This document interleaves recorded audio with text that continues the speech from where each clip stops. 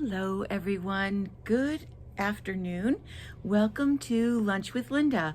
I'm Linda Daniels, and you are deep inside Northampton Wolves today.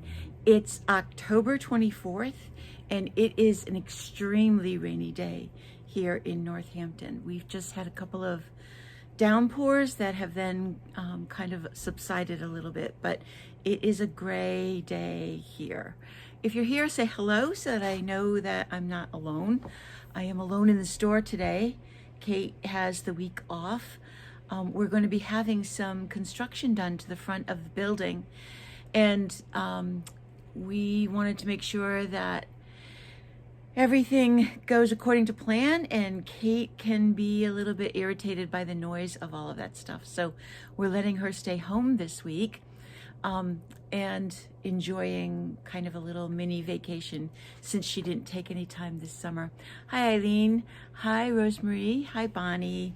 Great to have you all with me as usual. I hope there are people joining us on YouTube as well. I am a little bit far back, so if I don't say hello, don't feel like I don't see you. It's just that I can't really always read the names without looking like this. So hello to all of you. Boy, oh boy, here it is, the last week of October. We are ready to slip into November by the beginning of next week. And even though there's Halloween next Monday, I will still be talking to you next Monday on Halloween. It's coming fast, right?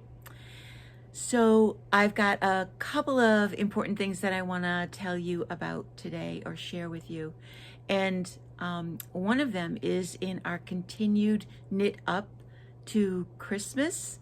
I was cleaning out the drawers this morning, and which will make Kate very happy, and found this old list of or collection of knitting and crocheting superstitions from Fur and Fiber, and I'm not even sure if they are still around, but Fur and Fiber's collection of knitting superstitions. A lot of them you've heard before, but one of them I was like, this is perfect for this time of year. The superstition is this: cast on for your next project immediately after finishing one. It's bad luck for your needles to be empty.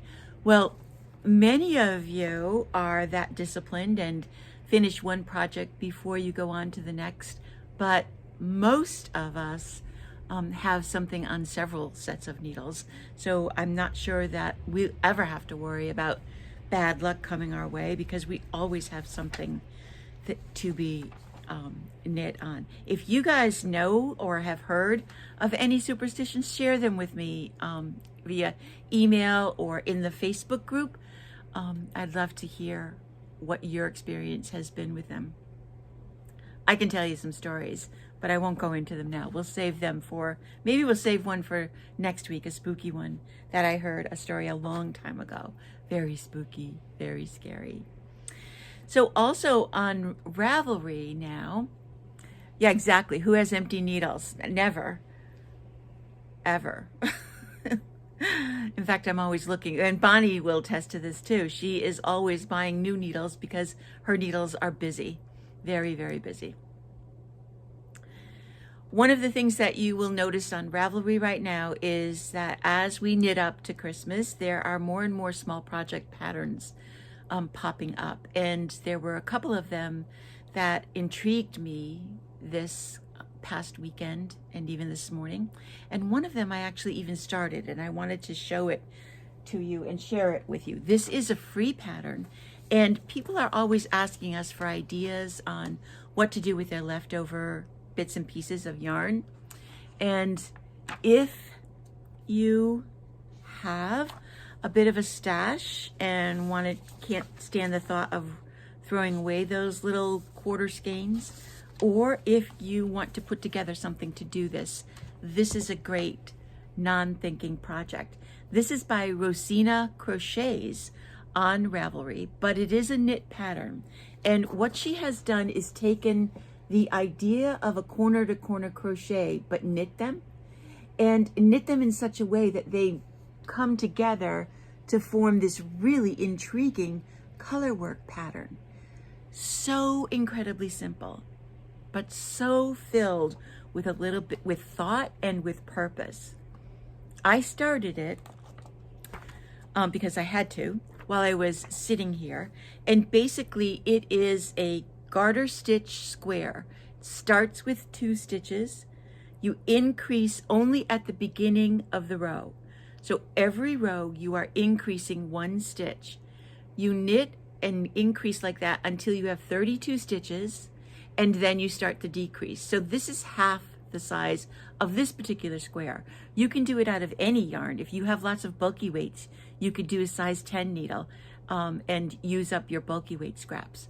The beauty of this is that she tells you if you want to sort of mimic her design. This is a plain garter stitch square just to show you the shape you're making.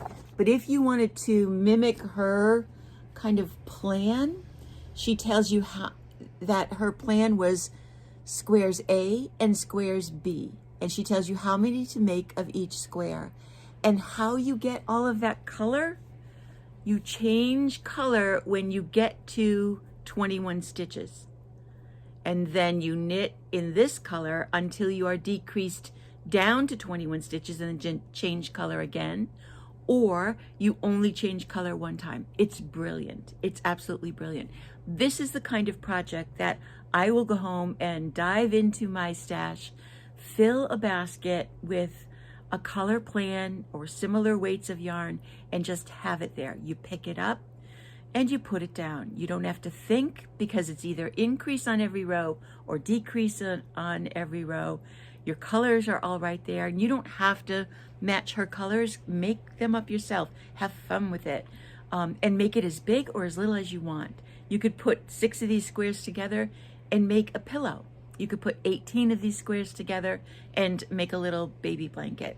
It's such a brilliant idea. I'm so impressed with that. Then the drawback, of course, is that you do have to sew them all together, but it will not be that big a deal because you'll be able to zip right away in a line. Hi, Paula. Hi, Debbie. So it's an idea of what to do if you've got a bag of leftover stuff that you're wondering, what the heck can I do with all of these little ends? This is a brilliant way to use it. Or, of course, you could come in and put together a collection of colors all in the same yarn to make it. I'm going to make a few of these and I'll show you my progress next week. I'm thinking that this would also make a really fun one-day workshop to kind of put together. So I'll probably try to schedule that as well. Speaking of which, we do have enough people that are interested in another ranunculus class, so I'm going to be scheduling that for sometime before Christmas. I will probably be able to schedule tonight or tomorrow morning, and hi Nina, and get that out on the website. So on Wednesday, I would look for an email or a change in the website for some of these new little workshops that we're going to do, because we seem to have caught up with all of the workshops and we're ready to schedule new things as well. So I wanted to also show you a new kit, and that's one of the reasons why I'm sitting back here. See all these beautiful colors up here and down here. I don't think I told you about these yet, and if I did, I'm sorry, you're just gonna have to put up with it again. These are from Sweet Georgia, and Sweet Georgia is a hand dye company that does lots of different yarns, but the ones that I decided to get are these mini skein kits. And what they have done is put them together in fades, like this orange to pink, or in multicolors, like this, and lots of other colorways as well. Something for all of you folks that love neutrals and reds. And then this gorgeous gold to teal. So you can see that we've got a lot of them. They are also, they come with, or you can purchase if you want to, patterns specifically for those Sweet Georgia mini kits. So this one kit is enough to make this shawl, which is a basic garter stitch shawl with an increase in the middle and at the end. I know, Eileen, they're just wonderful. So maybe you'll get them as a Christmas present. This cowl, which also is a little fade design, and it's big. You can see how big it is on this side of the picture. And these are 100% merino. And then there's this one, which is really colorful. And this actually is more than one kit. No, wait a minute. One Sweet Georgia Yarns party of 5. That's it. One party of 5.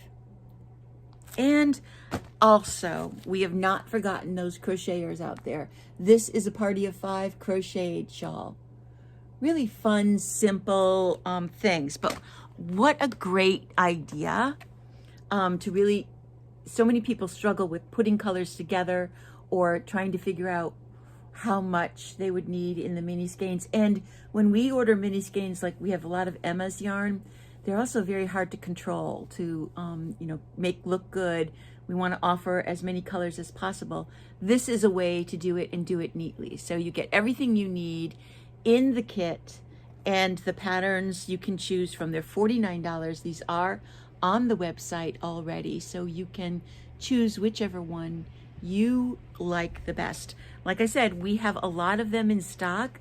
I really went deep with them so that we would have a lot to offer for this winter while you are sitting at home knitting, because I think we're going to get some cold and some snow sometime pretty soon. The other thing that I wanted to share with you is we have, I know I've shared these before, but I was talking to Lisa Fortin the other day and remembered, oh yeah, we've got all of these things, and it's moth season. Moths, we've seen moths, I've seen moths at home, and we've caught a couple here in our Bug Defense, our Bug MD moth traps. But this is the kind of thing that you would put with your sweaters when you store them, or when you have them in your closet, or whatever. This is something that Lisa has put together with all natural. Oh boy, does it smell good. She's got cedar, rosemary, mint, lavender, and thyme, which are all of the natural herbs for moth defense. Really good. So it comes in a package like this. It's $15. There's enough in here to separate into a couple of small sachets. You can either knit a sachet to put it in, or I've often used those stray socks that never seem to find a partner to end up with. You can just put it in if you have a cedar chest or some sort of drawers or plastic bin even that you keep your sweaters in. This will work great in helping to reduce that evil moth damage that we all have to deal with. And even me, I took out shawls this week, and 3 of the shawls had moth holes in them. So they're everywhere. I wish there was an easy way to get rid of them, and there just isn't. This is probably the best method that I have come across, the Bug MD. These are the little fair gnome traps. They're like fly paper, sticky fly paper in a little tent form that you can put in your closet, in a drawer, or hang in a closet as well.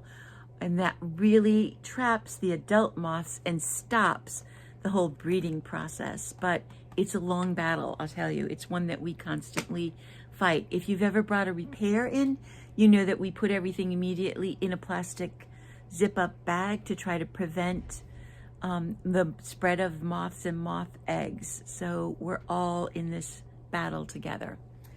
Okay, and then I just wanted to quickly remind you, we do have all of our monthly patterns that we've done free on the website. And speaking of small projects, I also pulled out our February mitts. So these are a great pattern for using up leftovers too. So you can make the cuff as colorful as possible in a really, really easy method. This is written for size 8 needles, so a good worsted weight project to do. So if you're looking for something quick, remember all of those patterns on our website are free.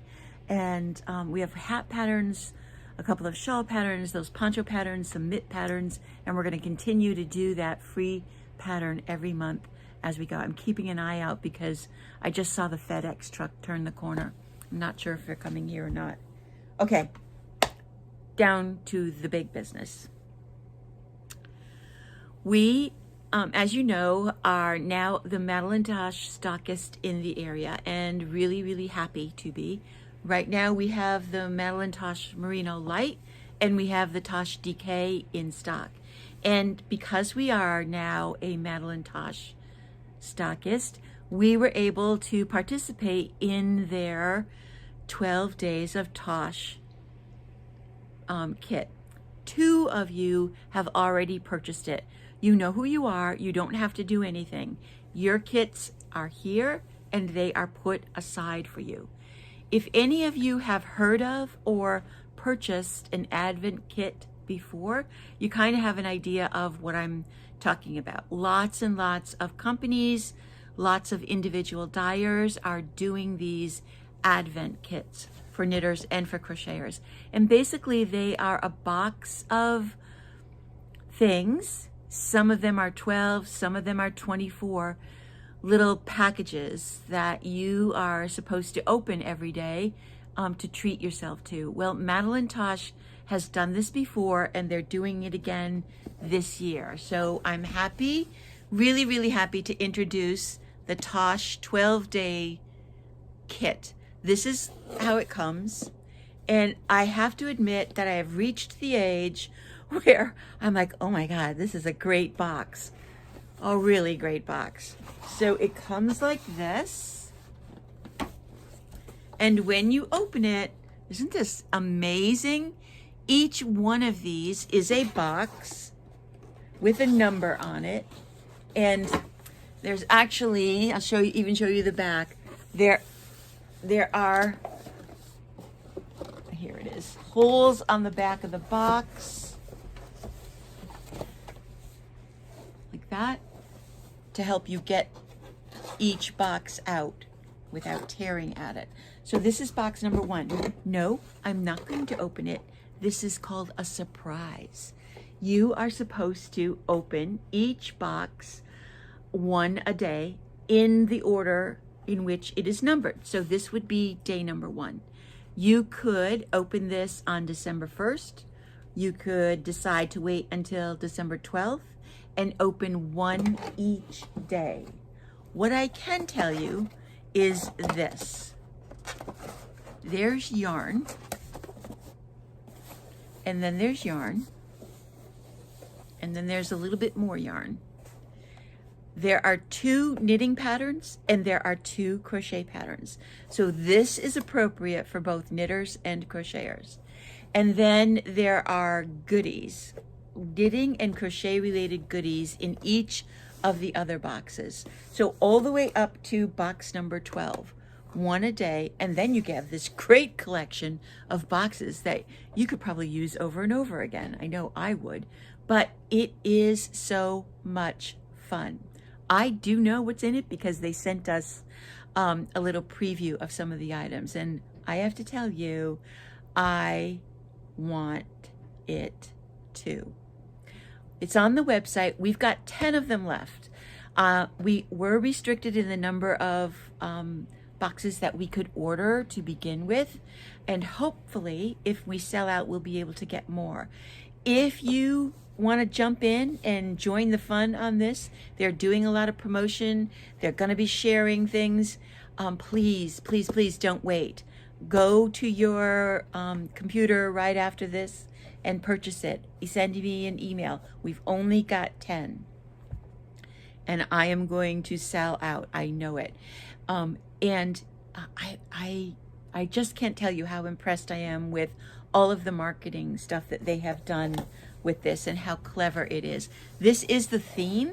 It is a Starry Night kind of theme. I don't really know what that means as far as the items go, but you might be able to kind of guess and see if your guesses are right if you come up with that. It's $135 when we sell out of these 10. If I'm able to get any more, they will go up in price because we were able to order these. I took advantage of the early ordering system. But here it is, the 12 days of Mad Tosh, all ready for you. If you have ever done one of these Advent calendars, let me know. Did you like it? Did you think it was fun? I'll tell you, in thinking about this, I had a little realization about myself. I was like, what kind of a person am I? Would I be able to wait each day and open one box a day? Or would I need to open them all and then maybe even package them back up and then open them every day? I will confess to being the type of reader that when my book gets too stressful and I just can't take it anymore, I zip to the end and read the last chapter, just so I know everything's going to turn out all right. I'm curious, can you hold off and wait each day, open one a day, or would you open them all at once? So I'm really excited about this project. This is the first Advent-y kind of thing that we have ever done, and I really want to be able to hear what you guys have to say. Catherine, this is the Mad Tosh 12 days of, it's actually just 12 days of Mad Tosh, to not be completely Christmas related, and you are supposed to open one box every day. There are 2 crochet patterns, 2 knit patterns, lots of yarn to complete those patterns, and lots of knitting related items. So again, it's on the website. Go and get one because we only have 10 left to sell. 2 early birds paid attention the first time I talked about it and purchased it. It's something that if your partner or people that gift you are looking for ideas, this is a good thing to drop in their lap. The other thing is, I should say, even though we have them in the store, you're not supposed to be able to pick them up until November. We will have them all put aside with people's names put them in bags with people's names on them as they're purchased, but you will not be able to pick them up until November. And I think it's November 11th that they can actually be taken home. And then you get to decide after that what to do. They're just trying to keep the surprise a surprise until all of them have been sold. So we will play along with that game and respect the Tosh, if you will. That is the big news for today. Save one for Eileen. Okay, now we only have 9 left. Eileen really wants one. All right, Eileen just finished casting off the last 2 projects that I sent her. Really great. Very good. So I'm knitting up a storm, as I'm sure most of the rest of you are as well. There are several special orders that I am knitting on, and I'm also really trying to get something knit in every single new yarn that is in the store.